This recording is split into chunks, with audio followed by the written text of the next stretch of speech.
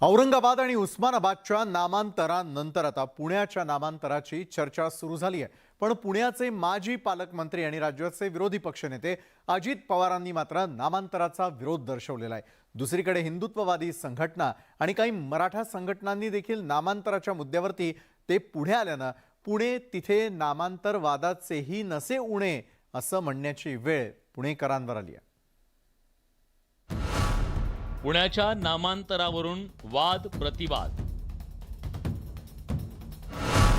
नामांतरावरून राष्ट्रवादीत विसंवाद। मिटकरींची मागणी, अजित पवारांचा नकार। हिंदू महासंघ आणि संभाजी ब्रिगेडही मैदानात। सगळ्यांनी समंजस भूमिका घ्यावी। कुणाच्याबद्दल अनादर अजिबात कुणालाच नाही। पुणे शहराच्या नामांतराच्या चर्चेवर अजित पवार यांनी दिलेली ही प्रतिक्रिया। पुणे शहराचं नाव बदलून जिजाऊ नगर करावं अशी मागणी सध्या जोर धरू लागली आहे।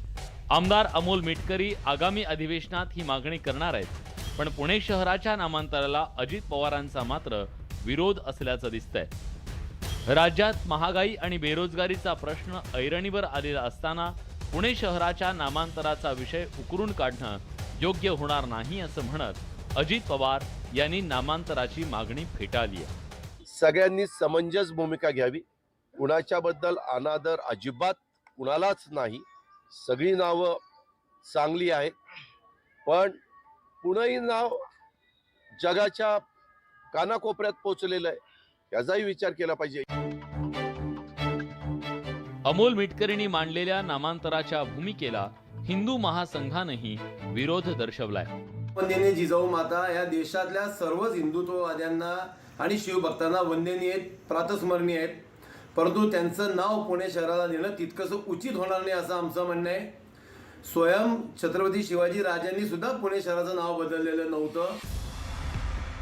दुसरीकडे संभाजी ब्रिगेडनेही पुण्याच्या नामांतराची मागणी केली आहे। राष्ट्रमाता जिजाऊंनी बेचिराख झालेल्या पुण्याला बसवल्यानं पुण्याला जिजाऊंचं नाव देऊन जिजापूर असं नामांतर करण्याची मागणी संभाजी ब्रिगेडने केली आहे। पुण्याचं नामांतर झालं पाहिजे आणि पुण्याचं नामांतर करून पुण्याचं नाव बदलून जिजापूर केलं पाहिजे अशी पुण्यातल्या तमाम शिवप्रेमींची, जिजाऊ प्रेमींची, अर्थात स्वराज्यातल्या मावळ्यांची इच्छा आहे।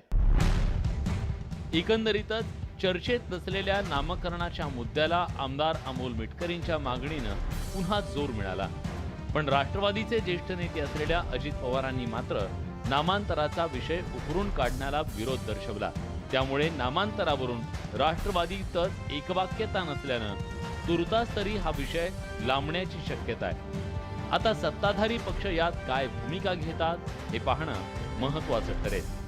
Bureau report, news 18 Lokmat.